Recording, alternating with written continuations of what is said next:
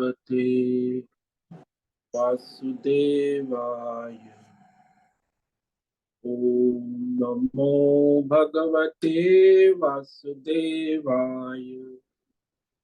ओम नमो भगवते वासुदेवाय। ओम नमो भगवते वासुदेवाय। ओम नमो भगवते वासुदेवाय। ओम नमो भगवते वासुदेवाय। ओम नमो भगवते वासुदेवाय। ओम नमो भगवते वासुदेवाय। ओम ओम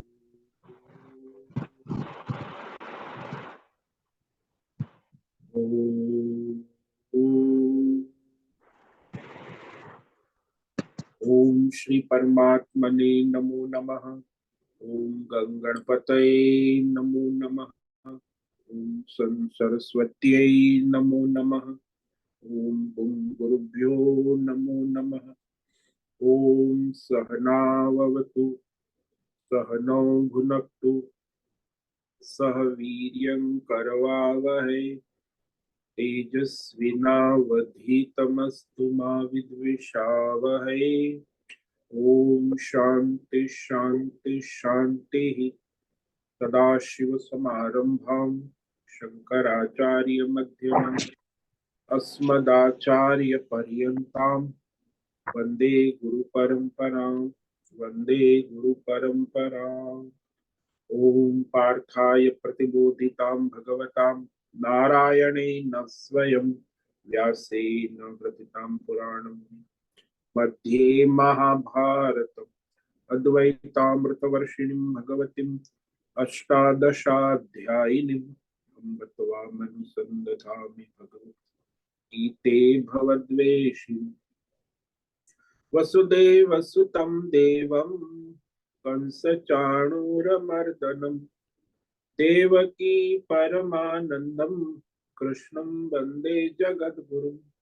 नमस्ते परमं ब्रह्म सच्चिदानन्दरूपाय निर्गुणाय नमस्तुभ्यं ओंकाराय नमो नमः।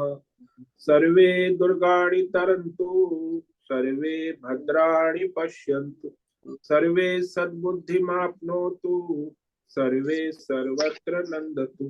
ओम तत्सत्। ओम ओम ओम। आप सभी ऑनलाइन नेटवर्क पर उपस्थित भगवत गीता श्रवण साधकों को आज प्रातः का अभिवादन अभिनंदन अभिवंदन। हरि ओम हरि ओम हरि ओम। हम सबको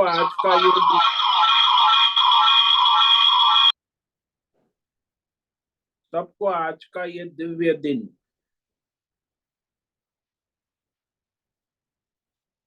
अब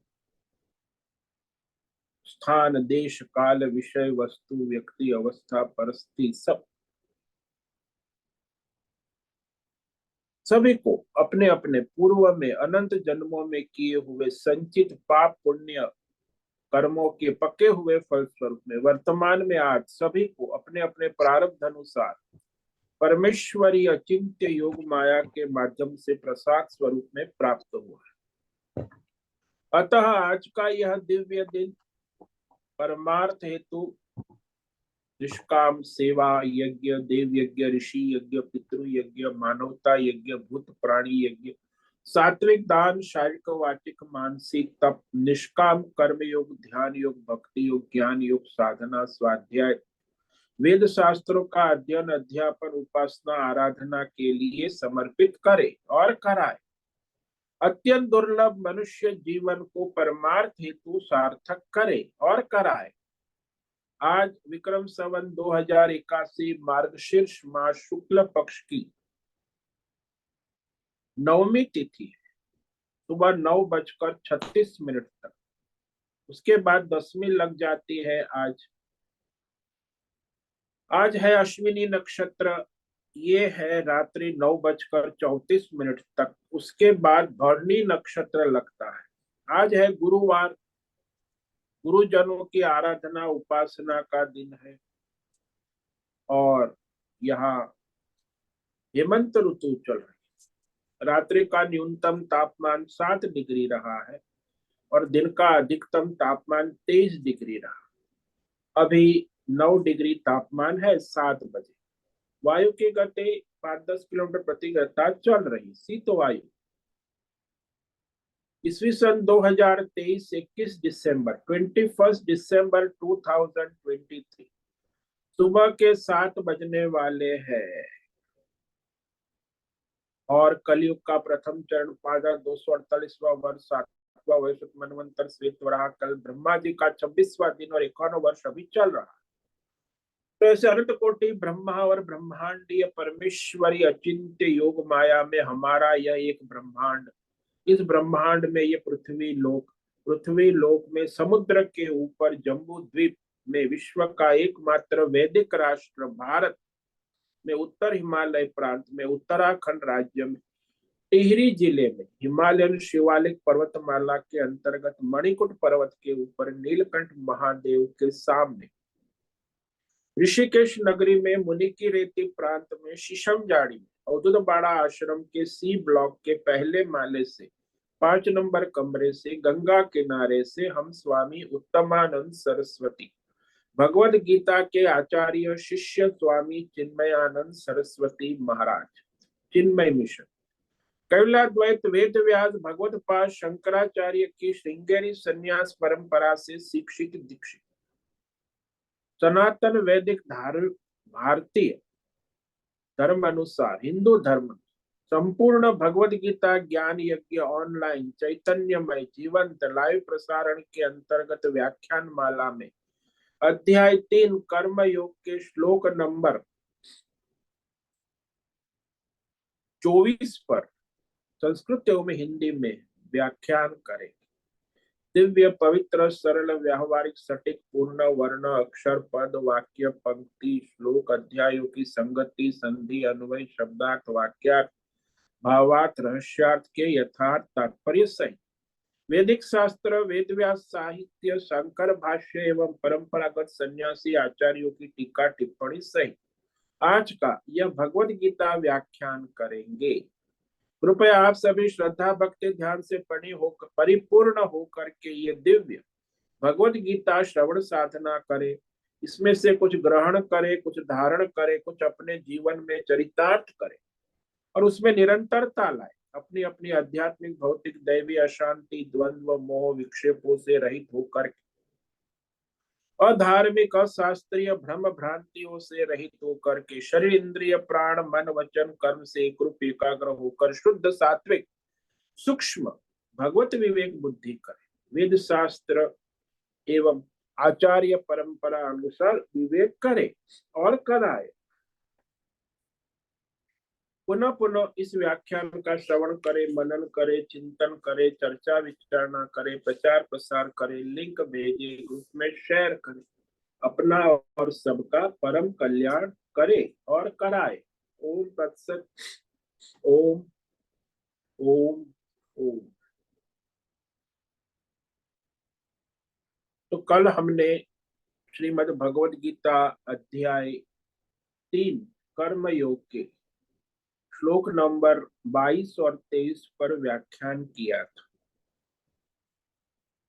जिसमें भगवान अपने स्वयं का दृष्टांत देते। अवतार कर्म योग, भगवान स्वयं भी कर्म योग में लगे। तो यह विशेष रूप से अर्जुन को प्रेरणा देने के लिए स्वयं अपना दृष्टांत देते हुए अर्जुन को अपना स्वधर्म कर्तव्य कर्म निष्काम कर भाव से करने के लाभ और न करने से हानि का निरूपण। इसलिए कर्म करने से लाभ भी हुए, न करने से हानि भी है। तो अपना स्वधर्म कर्तव्य कर्म सबके लिए कल्याणकारी है। तो यही कहा यहाँ, न मे पार्थास्ति कर्तव्यम त्रिषु लोकेषु किंचन नानवाप्तमवाप्तव्यम वर्त एव च कर्मणि। हे पार्थ, पृथा के बेटे सुनो, तीनों लोक में, इस संसार में भगवान कहते स्वयं कि उनका कोई कर्तव्य नहीं, कोई कर्तव्य नहीं है और कोई प्राप्तव्य भी नहीं, पाया हुआ न हो ऐसा कुछ नहीं है और भी अप्राप्त भी कुछ नहीं है।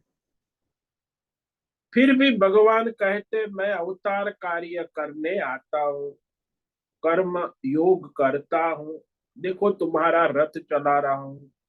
तो ये अवतार कार्य कर्म योग ही है ना।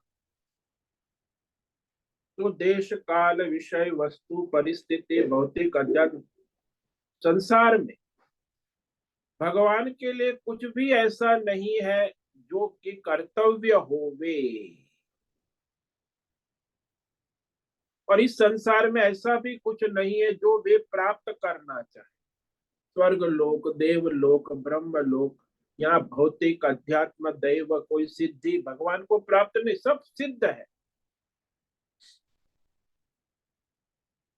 और प्राप्त करना कुछ भगवान को है ही नहीं, क्योंकि सब भगवान को प्राप्त है। भौतिक अध्यात्म दैव परमार्थ में ऐसा कुछ नहीं है जो उन्हें प्राप्त ना होवे। सब कुछ भगवान का ही है, भगवान ही है और उन्हें पहले से ही प्राप्त है, न उनके लिए कुछ प्राप्त करने योग्य है और न उनके लिए कुछ अप्राप्त है। इसलिए उनके लिए तो निरंतर वह भगवान कह रहे हैं कि भाई भगवान को कोई मोक्ष भी नहीं चाहिए, वो तो मुक्त है, नित्य शुद्ध बुद्ध मुक्त आनंद स्वरूप। तो इस तरह भगवान कहते हैं कि फिर भी देखो, मैं वैदिक धर्म कर्म योग अवतार कार्य कर रहा हूं, लोक हित लोक कल्याण धर्म कल्याण के लिए धर्म के अनुसार कर्म किया जाता। तो कि भगवान उदाहरण रूप में है ना, स्वयं भगवान सामने उदाहरण दे कि भाई सब लोग मेरे अनुसार आचरण करते हैं। तो भगवान समझाते हैं कि वे क्यों इस प्रकार अवतार कार्य करके धर्माचरण करते, धर्म की स्थापना करते, अधर्म का नाश करते हैं। तो ये आगे उन्होंने कहा श्लोक नंबर 23 में कि यदि ययम न वर्तेयम जातो कर्मण्य तंद्रितः मम वर्तमानुवर्तन्ते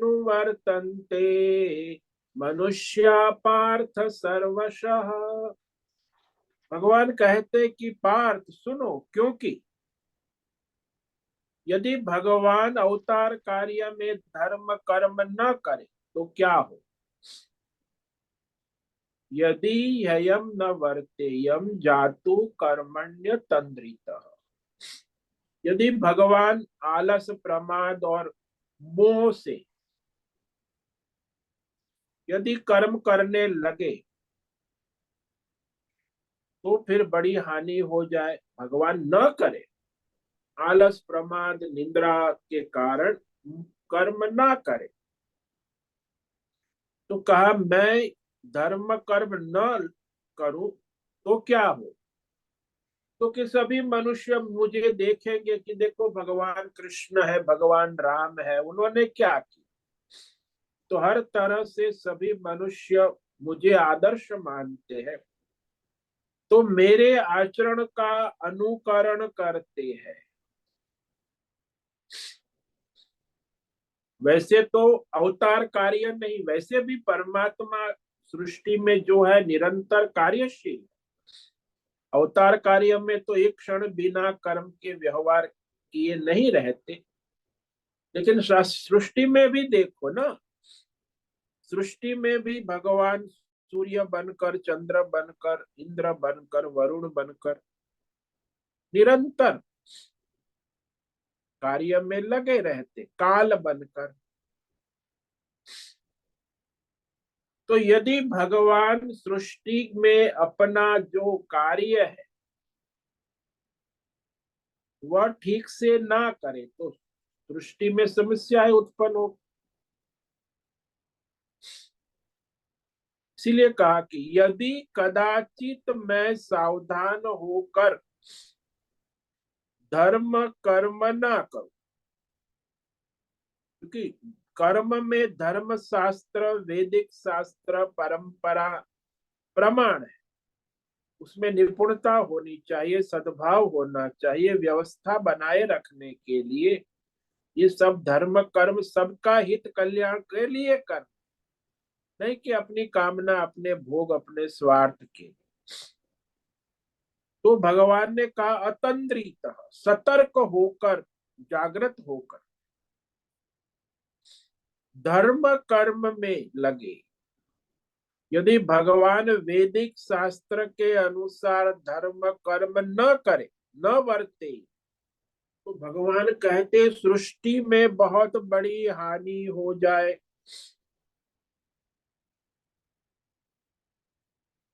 क्योंकि मनुष्य जो है, मनुष्य, जो सभी मनुष्य है वो ईश्वर को प्रमाण मानते, भगवान के अवतार को प्रमाण मानते कि भगवान ने ऐसा अवतार लेकर मनुष्य रूप में कार्य किया। तो सब प्रकार से भगवान के व्यवहारिक जो व्यवहार है उसका अनुसरण करते हैं, मेरे ही मार्ग का अनुसरण यानी व्यवहार का अनुकरण करते, अनुसार सब पीछे चलते हैं। तो ये तो सामान्य नियम है। अब मनुष्य होना रहा संसार है। में भी जो आगे कह दिया कि दूसरे श्रेष्ठ मनुष्यों का अनुकरण करते हैं, तो भगवान को भी देखकर भगवान क्या करते हैं, लौकिक हो चाहे परलौकिक हो, वैदिक हो चाहे लौकिक शास्त्रीय हो, तो वह परमार्थ के रास्ते पर चल रहे हैं। तो भगवान को देखकर भगवान के पीछे ही तो चलते हैं ना। और इस संसार में भगवान ने कहा कि कुछ प्राप्त करने योग्य है ही नहीं, लेकिन भगवान को अवतार को देखकर सभी वैदिक धर्म कर्म नहीं करेंगे, कि भगवान यदि नहीं करेंगे तो दूसरे वैदिक धर्म कर्म लुप्त होंगे, तो संसार को हानि होगी। उसका क्या परिणाम होगा कि कोई प्रेरणादायी तत्व नहीं रहेगा ना। तो क्या हानि होगी जगत में यदि भगवान वैदिक धर्म कर्म का प्रमाण नहीं करेंगे। तो ये अब आगे श्लोक नंबर 24 में भगवान कहने जा रहे कि भगवान कर्म का, धर्म कर्म का, वैदिक परंपरा का त्याग करे तो लोग उनका अनुवर्तन करने लगे तो बहुत बड़ी हानि हुई। उत्सिदेयुरिमे लोका न कुर्याम कर्म चेदहम शंकरस्य च कर्ता स्याम उपहन्यामि मा प्रजा। भगवान कहते हैं अर्जुन सुनो, यदि चेत अहम कर्म न कुर्या, यदि मैं वैदिक धर्म शास्त्र के अनुसार उचित कर्म ना करूं, इमे लोका उत्सिदेयु, सभी मनुष्य जो है उनको नष्ट भ्रष्ट करने वाला हो जाओ। उत्सिदेयु प्रजा की हानि। कर्म शंकर, वर्ण शंकर, आश्रम शंकर, धर्म यानी शंकरस्य कहा। इस शंकर जो होता है कर्म शंकर, धर्म अधर्म की खिचड़ी को भी, शंकर का मतलब ही खिचड़ी पकाना है। धर्म अधर्म की खिचड़ी पकाने वाले लोग आज बहुत बढ़ गए हैं। दूसरा वर्ण शंकर, जाति की खिचड़ी, ब्राह्मण सब एक है, ब्राह्मण क्षत्रिय वैश्य शूद्र, तो वो वर्ण शंकर खिचड़ी पकाने वाले भी बहुत हो गए हैं। और आश्रम शंकर, ब्रह्मचारी है, गृहस्थ है, वानप्रस्थ है, सन्यासी, वो गृहस्थी भी करता है, गृहस्थ है वो सन्यास के ड्रेस पहन लेता है, ब्रह्मचारी है वो गृहस्थी भी करता है, लिव इन रिलेशन करता है। तो ये सारे जो है कर्म शंकर हो गया, वर्ण शंकर हो गया, आश्रम वर्णाश्रम, ब्राह्मण ब्रह्मचारी गृहस्थ वानप्रस्थ, इसमें भी शंकरता है। अरे भाई वो ब्रह्मचारी है, लिव इन रिलेशन में 12 साल रहता है। अरे तू ब्रह्मचारी है, गृहस्थी बाद में विवाह करके होती है, तो फिर लिव इन रिलेशन के बाद 12 साल के बाद एंगेजमेंट करता है, फिर 2 साल रहता है, फिर एंगेजमेंट के बाद फिर 35 साल में विवाह करता है। तो ये भी वर्ण शंकर होगा, न ब्रह्मचारी है न गृहस्थ है। तो इसे आश्रम शंकर कहते हैं। ब्रह्मचारी, गृहस्थ, वानप्रस्थ और सन्यासी है वो अपनी मिस मैडम सन्यासी नहीं और बच्चों के साथ घूमता है। यहाँ हरिद्वार ऋषिकेश में वो भी शुरू हो गए। हमारे बाजू में एक आश्रम है, वहां भी सन्यासी, मैडम सन्यासी, उनका बेटा अभी चलाता है सन्यासी। अरे भाई तुम गृहस्थ हो, तुम सन्यासी थोड़ी, तो गृहस्थी कैसे करते? तो ये हो गया आश्रम शंकर। और ये उथल पुथल जो है वो धर्म का नाश करती है। भगवान कहते यदि मैं धर्म कर्म ना करूं तो बहुत बड़ी हानि हो जाए। सभी प्रजा यानी सभी समस्त प्रजाओं को नष्ट भ्रष्ट करने में निमित्त बन, उपहन्याम यानी उनको धर्म भ्रष्ट नष्ट भ्रष्ट करने में उनका सहायक बन, निमित्त बन। तो इसलिए यहाँ ये सभी संसार के धर्म कर्म जो वैदिक धर्म कर्म है वो नष्ट हो जाएंगे अगर धर्मात्मा और आत्मज्ञानी या तो फिर भगवान अवतार लेते हैं स्वयं, तो अवतार कार्य में वैदिक धर्म न करें। जैसे राम है, राम तो साक्षात वैदिक धर्म का प्रकट स्वरूप, राम ही धर्म है, धर्म ही राम है।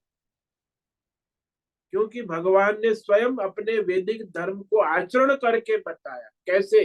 व्यवहार में, प्रैक्टिकल। तो भगवान ने अवतार लिया राम, कृष्ण भी वैदिक धर्म का, तो मैं कर्म ना करूं अवतार लेकर, तो मेरी देखा देखी में वैदिक धर्म कर्म लोप हो जाने पर ये 3 प्रकार की खिचड़ी पकने लगती है। संकर, कर्म शंकर, वर्ण शंकर और आश्रम शंकर। और उससे धर्म की हानि होगी और अधर्म फैलेगा। तो ऐसे अधर्म फैलाने में मैं निमित्त बनूंगा और सभी मनुष्य इस अधर्म के हेतु मुझे कहेंगे भगवान ही ऐसा करते तो हम करें, उसमें क्या बुराई। इसीलिए भगवान कहते मैं सदा सर्वत्र वैदिक धर्म कर्म ही करता हूं। अवतार्य कार्य में यही है, वैदिक धर्म की स्थापना। धर्म संस्थापनार्थाय संभवामि युगे युग। तो ये कह रहे हैं स्पष्ट भगवान यहाँ कि यदि मैं वैदिक धर्म कर्म ना करूं तो जितने भी वैदिक धर्म के पालन करने वाले हैं मुझे देखकर वैदिक धर्म पर नहीं चले, क्योंकि भगवान ही नहीं चल रहे, तो उनको भ्रमित करने वाला, पतित करने वाला, मोहित करने वाला उत्सन्न हो और वो धर्म भ्रष्ट हो जाएंगे। तो सारे जो मनुष्य है जो वैदिक धर्म का पालन करने वाले, वो नष्ट भ्रष्ट हो जाए, उसमें मैं निमित्त बन जाऊं, भगवान कहते हैं। तो कर्म सांकर्य का कर्ता हो जाओ। धर्म कर्म का लोप होने के कारण, क्योंकि मनुष्य धर्म अधर्म की जब खिचड़ी पकाने लगता है तो धर्म का लोप हो जाता, सही ढंग से धर्म कर्म नहीं होता। इसीलिए सभी लोग धर्म अधर्म मिलावट करके आजकल तो वही करते हैं ना, सब जगह मिलावट है। भ्रष्टाचार कहो, ये भ्रष्टाचार क्या, ये भी धर्म अधर्म की मिलावट है। आजकल भ्रष्टाचार बहुत है सब जगह। दुकान में कुछ लेने जाओ, बाजार में कुछ लेने जाओ, कहीं किस, तो वहां सब जगह को मिलावट मिलेगी, बातों में भी कर्म में भी। कोई सामान लो तो उसमें भी मिलावट। तो इसे शंकर कहते हैं, वर्ण शंकर। धर्म अधर्म की मिलावट, खिचड़ी धर्म हो। और वही चल रहा है आजकल तो। अभी ज्यादातर सब भ्रष्टाचार का यही है कि न धर्म है न अधर्म है, इसलिए भ्रष्टाचार बढ़ता है और उसे कर्म शंकर कहा जाता है, धर्म अधर्म की मिलावट। और जब दृष्टांत भी देते कि भाई देखो, युधिष्ठिर ने भी कहा था अश्वत्थामा हतः नरो वा कुंजरो वा, तो आधा झूठ आधा सत्य, जिसे अर्ध सत्य अर्ध असत्य। तो ये जो है ये मनुष्य की दुर्गति का कारण बन जाता, धर्म का नाश करने वाला बन जाते। इसी प्रकार लोग जो है वैदिक धर्म की मर्यादा छोड़ने लगे। फिर दूसरा जो है वो कहा वर्ण शंकर।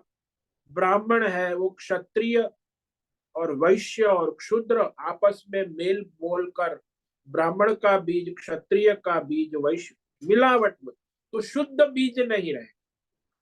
ब्राह्मण है क्षत्रिय से विवाह करेगा तो उसका वर्ण शंकर हो गया। क्षत्रिय हो वैश्य से विवाह करेगा तो वर्ण शंकर हो गया। वैश्य है क्षुद्र, ये परस्पर ये जाति में आजकल मानते नहीं है कि क्या जाति है, कोई भी हो। आजकल तो यहाँ तक कहते हमारे सनातन धर्म में कि चलो भाई वो कोई भी ब्राह्मण क्षत्रिय वैश्य शूद्र हो, लेकिन वो हिंदू तो है ना, मुसलमान और ईसाई तो नहीं है ना, चलो उसे अपनी घर की बहू बना लो। तो सास लोग ये कहते, अरे भाई वो क्षत्रिय वैश्य ब्राह्मण शूद्र कोई भी है, सब चलेगा, आजकल तो सब चलता है। लड़का कोई भी हो लड़की कोई भी हो, बीज तो फिर वर्ण शंकर ही होगा।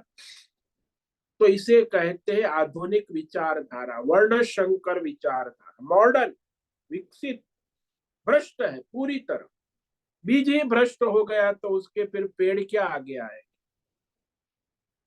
तो आगे 7 पीढ़ी तक सब भ्रष्ट ही हो जाएगा। एक बीज भ्रष्ट हुआ तो आगे वृक्ष भी, उसका जो वंश वृक्ष होता है पूरा वंश वृक्ष ही भ्रष्ट हो जाता है। इसे वर्ण शंकर कहे। तो भगवान कहते मैं भी उसका निमित्त बन जाऊंगा। और तीसरा है आश्रम शंकर। वो भी मैंने कहा कि ये जो ब्रह्मचारी है वो लिव इन रिलेशन में, तो वो भी आश्रम शंकर होगा। न गृहस्थ है न ब्रह्मचारी है। गृहस्थ है वो सन्यासी का ड्रेस पहन कर बैठा है तो गृहस्थ है, न सन्यासी है। सन्यासी है वो गृहस्थी में आ गया, उसके बच्चे भी हो गए, वो सन्यासी है तो न गृहस्थ है न और वानप्रस्थ है वो गृहस्थी की तरह रह रहा है गृहस्थी में, और न गृहस्थी है न वानप्रस्थी है। और वानप्रस्थी है वो सन्यासी की तरह ड्रेस पहनकर घूमता है, तो न वानप्रस्थी है न सन्यासी है। तो इसमें कुछ समझ में ही नहीं आता कि ये ब्रह्मचारी है शुद्ध या गृहस्थ है शुद्ध या वैश्य क्षत्रिय वानप्रस्थी है या सन्यासी है, मिलावट खिचड़ी। इसे आश्रम शंकर कहते। ये भी धर्म का नाश ही होता है इसी से, यही तो धर्म के नाश का प्रमाण है। तो वैदिक धर्म जो है उसमें ये मूलभूत बात है कि स्वधर्म और उसमें धर्म अधर्म की मिलावट ना हो, ये ब्राह्मण क्षत्रिय वर्ण शंकर ना हो, आश्रम शंकर ना हो, तब वो वैदिक धर्म चलेगा। अभी तो वैदिक धर्म रहा ही नष्ट प्राय होने रहा है। तो सभी जन ऐसे ही अधर्म में पड़ जाएंगे। भगवान कहते यदि मैं ही धर्म का पालन न करूं तो अनर्थ का हेतु बनूंगा। भगवान का कार्य क्या है? देखो भगवान को कार्य में एक तो भगवान सृष्टि का सर्जन करते हैं, फिर भगवान का कार्य सृष्टि का पालन पोषण करना धारण करना, फिर कार्य संहार भी करना, और इसमें मुख्य कार्य जो है वह सब प्राणियों को उनके कर्म के अनुसार कर्मों का फल उचित देश काल परिस्थिति में देना। कि कर्म फल का सिद्धांत भगवान क्या, आप कर्म करो लेकिन फल तो ईश्वर ही देता है। तो ये फल देने का कार्य भी भगवान के हाथ में है।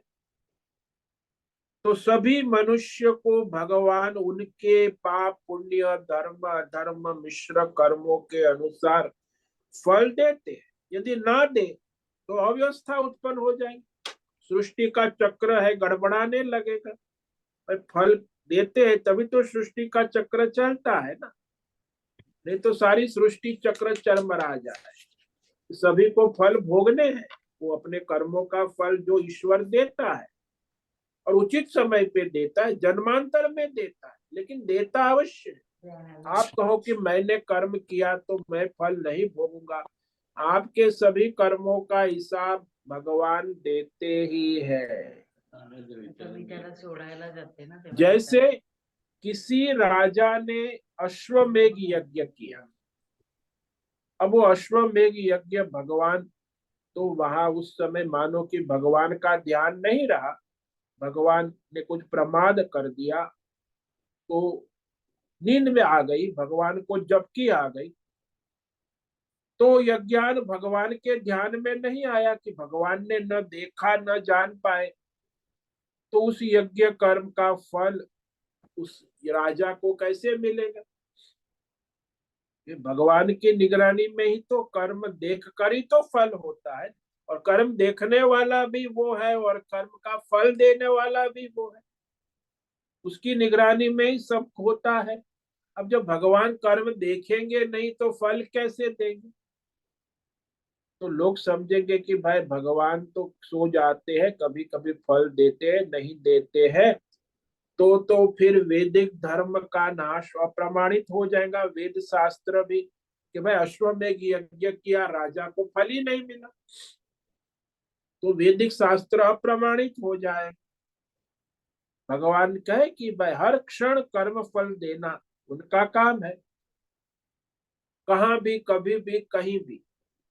तो भाई किसने जो भी कर्म किया उसका फल भगवान देते हैं, कोई भी परिस्थिति में देते। ऐसा नहीं है कि मनुष्य कहे कि नहीं हम फल नहीं मिलेगा हम बच जाएंगे, लेकिन कोई बचता नहीं,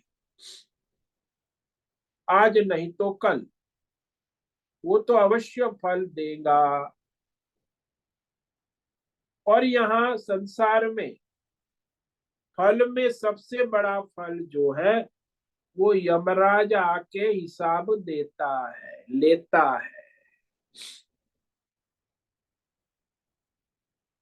तो एक बार दृष्टांत समझ लो कि एक बार हमारे कथा आती है कि महाशिवरात्रि के दिन काशी विश्वनाथ मंदिर में सभी देवता भगवान शिव के दर्शन करने के लिए लाइन में खड़े रहे।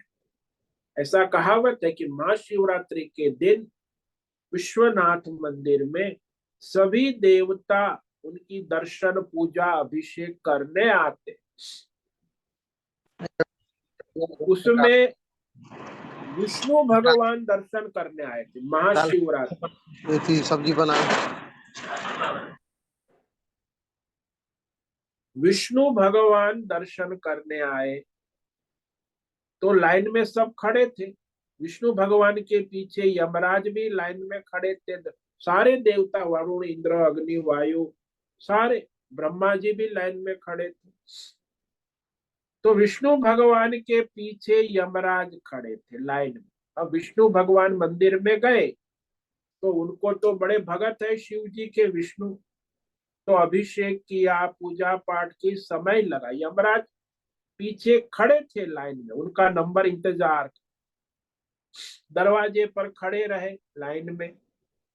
विष्णु भगवान का पूजन हो जाए फिर यमराज अंदर जा सकते हैं ना मंदिर में।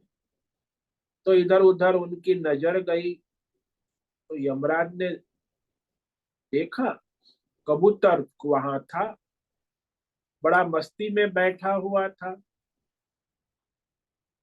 तो उन्होंने कबूतर की ओर घूरकर ध्यान से देखा। अब यमराज का नाम सुनकर लोग घबरा जाते हैं। जब साक्षात यमराज घूर घूर कर कबूतर को देखने लगे तो बेचारा कबूतर गुटर गु बंद हो गया। वो तो बड़ा चुप हो गया, घबरा गया। उतने में तो भगवान विष्णु का अभिषेक पूजा समाप्त हो गई। यमराज का नंबर गया, मतलब मंदिर में चले गए। उधर दरवाजे पर गरुड़ जी बैठे हुए थे, विष्णु भगवान का इंतजार कर। तो उन्होंने देखा कि ये कबूतर बेचारा बड़ा घबरा है। अभी यमराज ने उसके सामने देखा और घबरा गया है। तो उन्होंने कहा कि देखो, तुम घबराओ मत, मैं तुम्हें मदद करूंगा। बोला क्या बात है, तुम्हें इतनी घबराहट क्यों हो रही? बोले यमराज ने जब इतना घुर कर देखा तो कुछ तो मेरा तो बस समाप्त होने वाला समय है।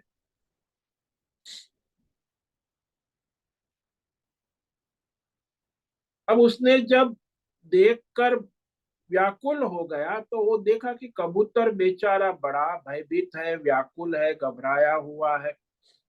और गरुड़ जो है पक्षियों का राजा माना जाता है। और पक्षी अपनी प्रजा को दुखी देखकर वो राजा भी दुखी हो गया, परेशान। अरे भाई तुम क्यों इतना परेशान हो, मैं हूं ना। मैं राजा आश्वासन देता, गरुड़ राजा है, क्या बात है?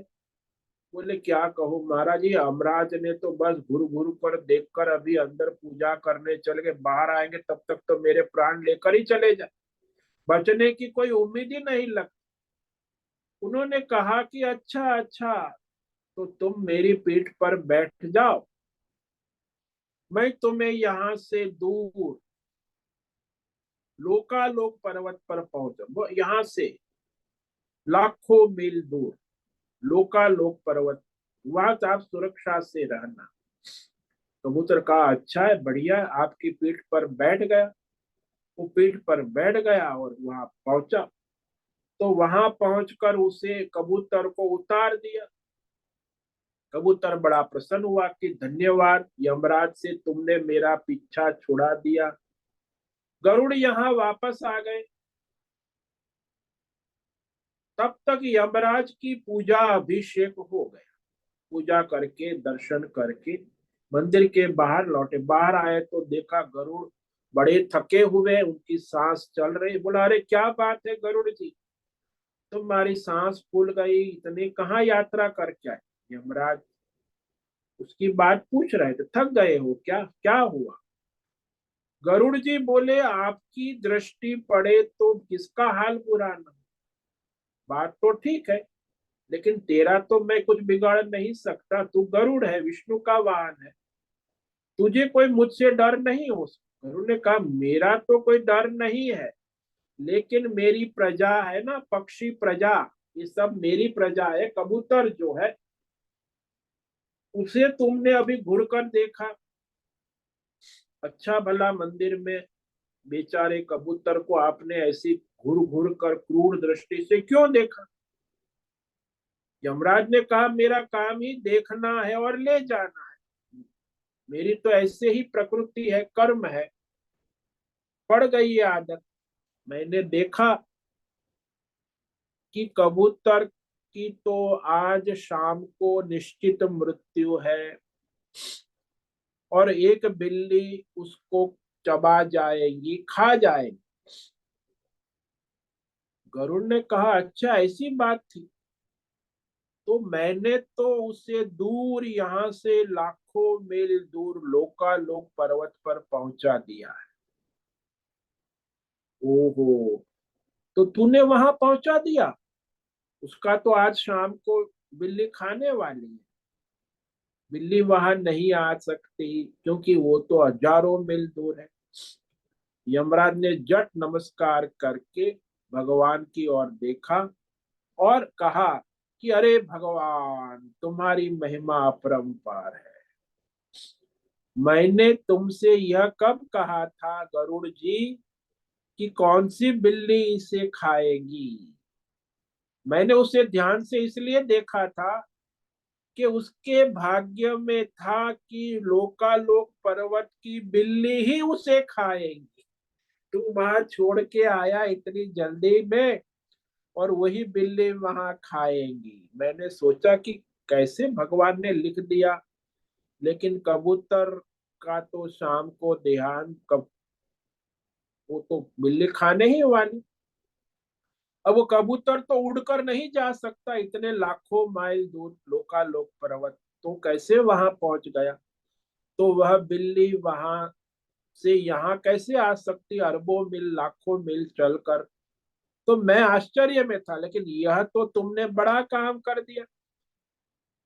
मैंने तो सोचा था यमराज ने कि ये तो कबूतर अमर हो जाएगा, पर यहाँ तो वह तूने काम कर दिया भगवान का। तू भगवान का सेवक है ना। तो बिल्ली वहां लोकालोक पर्वत में इसी का इंतजार कर रही थी, और वह उसने उसे खा लिया होगा। अब तक तो कबूतर उसका नाश्ता बन गया होगा, डिनर बन गया होगा। तो देखो, तूने भगवान का काम कर दिया। तूने सोचा कि मैं इसे बचा लूं, यहाँ कोई आ नहीं पाए, लेकिन वो वहां भी उसका कर्म था। तो भगवान की लीला अपरंपार है, कोई बच नहीं सकता। और कोई बचाने वाला सोचे कि मैं इसे बचा लूंगा, जैसे गरुड़ राजा को बड़ी दया आ गई कि मैं इस कबूतर को बचा लूंगा, तो वो बचा नहीं सकता। उसका काल आ गया है, तो फिर वो काल उसे गाल कर ही जाता है। चाहे कोई भी देश हो, काल हो, परिस्थिति हो, भगवान का काम जो है वो होता ही। लगता है कि कैसे होगा, ये भगवान का काम, लेकिन सब हो ही जाता है। भगवान के काम में भगवान कभी लापरवाही नहीं करते, सतर्क सावधान रहते।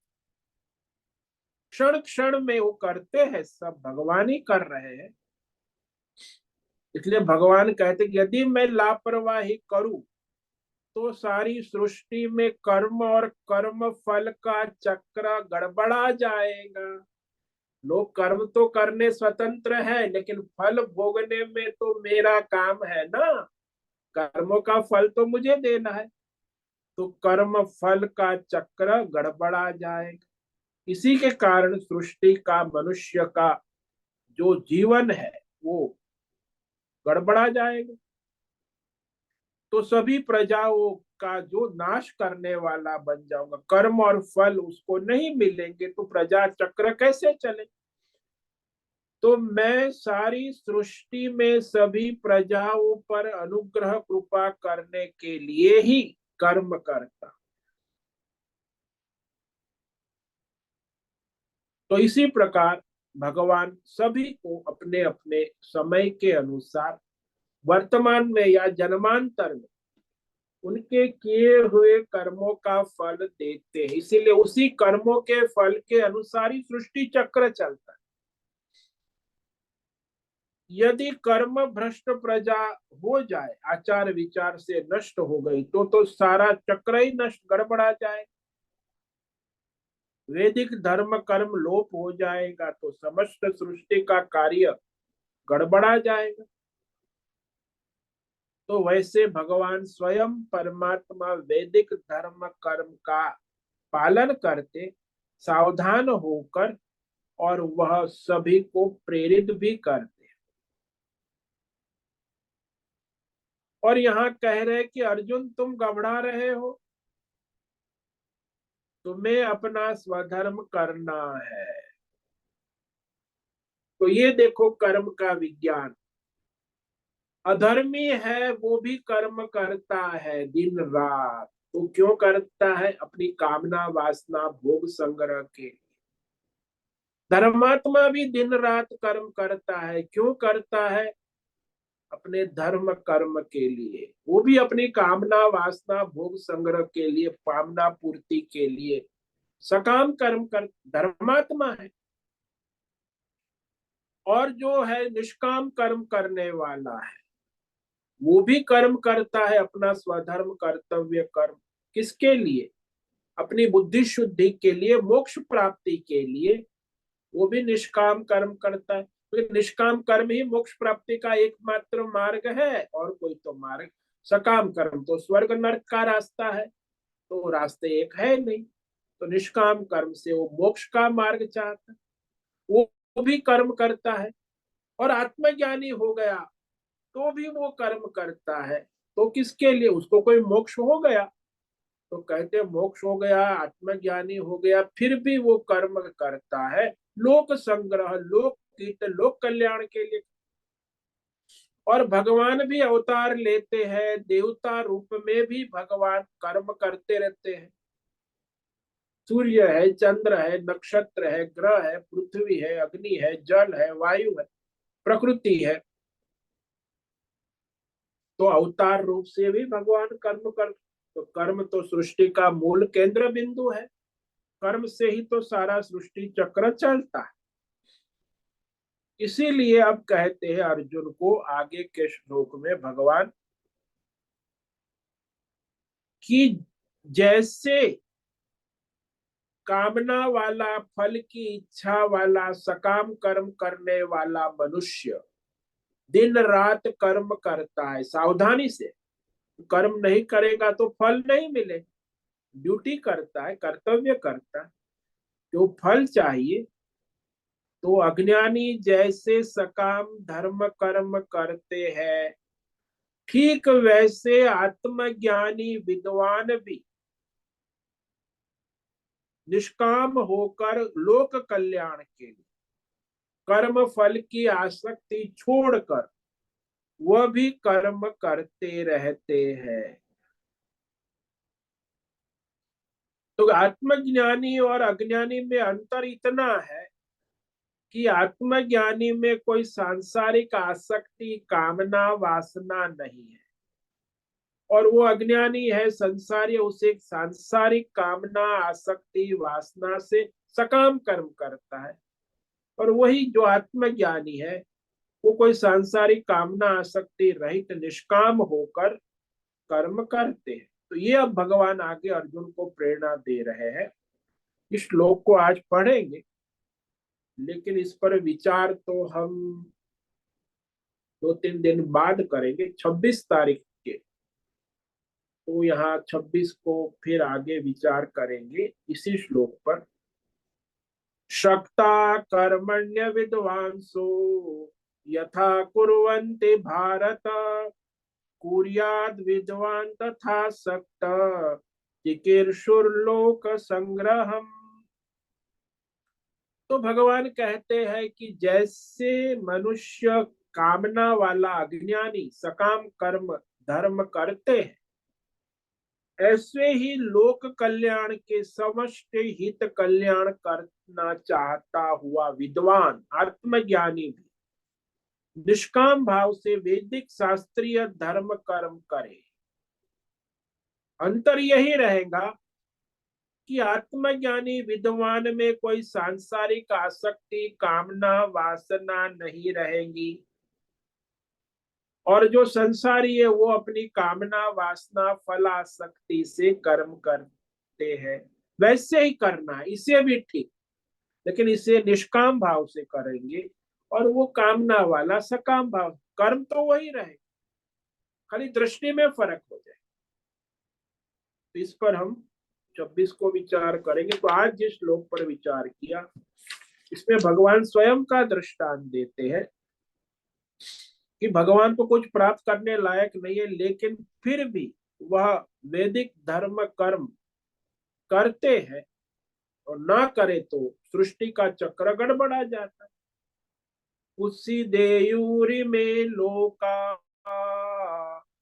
न कुर्याम कर्म चेदहम शंकरस्य सकर्ता स्याम उपहन्यामि मा प्रजा।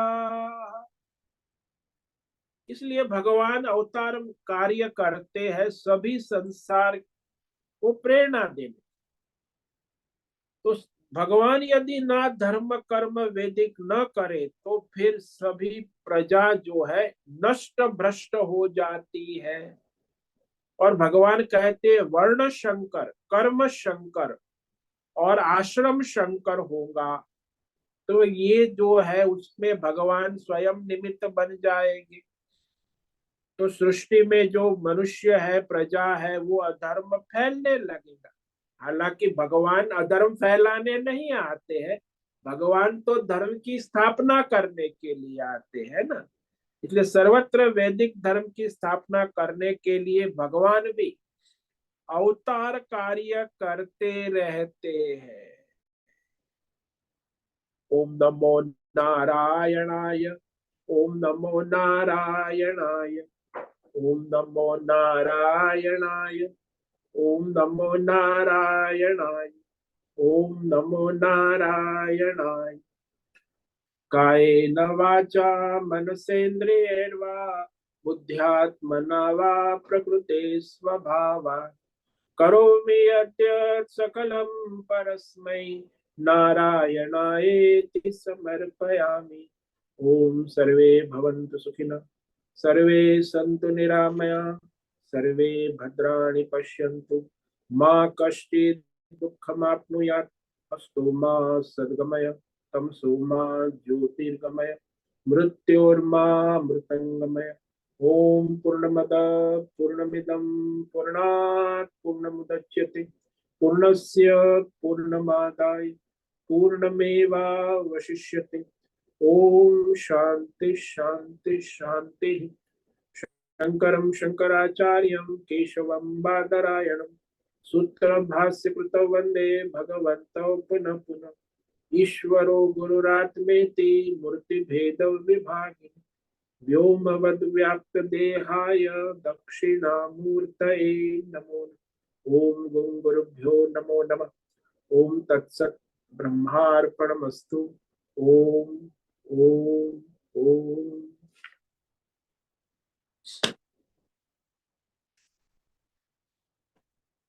तो कल हमारी भगवद गीता जयंती का समारोह है। तो उसमें कल सुबह 6:30 बजे से लेके 11 बजे तक संपूर्ण गीता 700 श्लोक आहुति 18 ब्राह्मणों के द्वारा होगा। ये यहाँ स्वामीनारायण आश्रम में कल होगा। उसके बाद 11 बजे से 4 बजे तक 15 विद्यालयों के 150 विद्यार्थी करीब और 30 शिक्षक आएंगे। वो प्रतियोगिताएं होंगी, उनको पुरस्कार दिए जाएंगे। और दोपहर को 12:30 बजे संतों का भंडारा 108 सन्यासियों का होगा। तो ये सारा दिन कल कार्यक्रम है, इसलिए कल तो हमारा ये व्याख्यान नहीं होगा।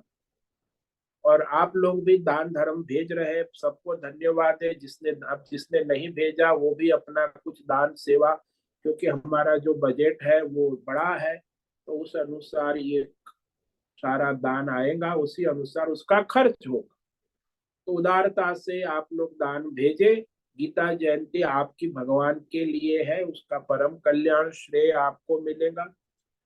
तो लोभ लालच छोड़कर उदारता से दान भेजे।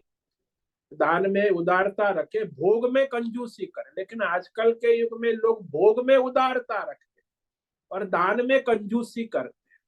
ये उल्टी गंगा चल, दुर्गति का मार्ग। लेकिन अपना दान धर्म कई लोगों ने पैसे भेजे हैं दान।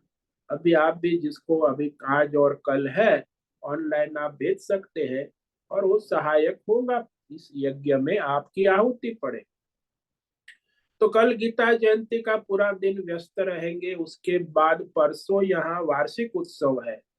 महाराज जी का जो तीसरी पुण्यतिथि 25 तारीख को है, तो यहाँ लोग आएंगे, कार्यक्रम होगा 3 दिन का, 23, 24, 25 वार्षिक उत्सव आश्रम का। तो उसमें भी हम व्यस्त रहेंगे। तो फिर 23, 24, 25 भी हमारा ये सुबह कार्यक्रम नहीं होगा। तो हम 26 को मंगलवार को फिर सुबह ये आगे का जो श्लोक है, न बुद्धि भेदम जनयेत अज्ञानी, तो ये जो श्लोक बाकी है उस पर विचार करेंगे। 25वां श्लोक। तो 26 तक आप सत्संग स्वयं करते रहे, स्वाध्याय करते। इसी समय में सुबह अपना समय गीता पढ़े, सुबह 7:45 से 7:45 तो अपना स्वाध्याय करते रहे या कैसेट सुने जो हम पहले पढ़ चुके हैं। तो 25 तक आप स्वाध्याय सुबह 7:45 से 7:45 स्वयं करते रहे। कल भी आप स्वाध्याय करें, गीता का पाठ करें, घर में आरती करें। गीता जयंती अपने बच्चों की हैप्पी बर्थडे मनाते तो घर में मनाइए गीता जयंती, अध्याय का पाठ करें, गीता जी की आरती करें, प्रसाद बांटे आसपास की। आज गीता जयंती है तो गीता जयंती का उत्सव आप भी अपने घर बैठे कर सकते हैं, तो करें। तो यहाँ तो हम विशेष रूप से करेंगे, लेकिन आप भी प्रतीकात्मक रूप से अपने घर पर गीता जयंती का उत्सव मनाए और दूसरों को प्रेरित करें। इस तरह यह जो है हमारा आगे का कार्यक्रम होगा। फिर से एक बार कह देते, कल गीता जयंती सुबह 6:30 से 11 बजे तक संपूर्ण गीता आहुति 700 श्लोक 18 ब्राह्मणों के द्वारा।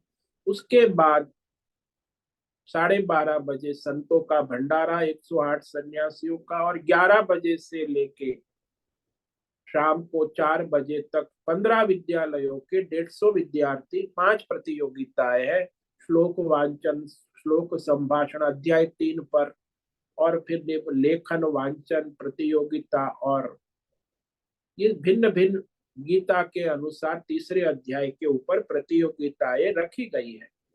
तो उसमें सभी विद्यार्थी विद्यालयों के भाग लेंगे, उनको पुरस्कार दिया जाएगा, प्रथम द्वितीय तृतीय और आश्वासन। तो इस प्रकार गीता जयंती कार्यक्रम पिछले हम करीब मानो कि 15-16 साल से कर रहे हैं।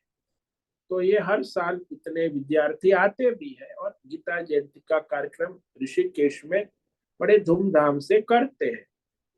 तो ऐसा ये जो कार्यक्रम है भारत में भी बहुत कम लोग करते होंगे, पूरे भारतवर्ष में भी बहुत कम होता है कि संपूर्ण गीता की आहुति यज्ञ तो मेरे ख्याल से कोई करता ही नहीं।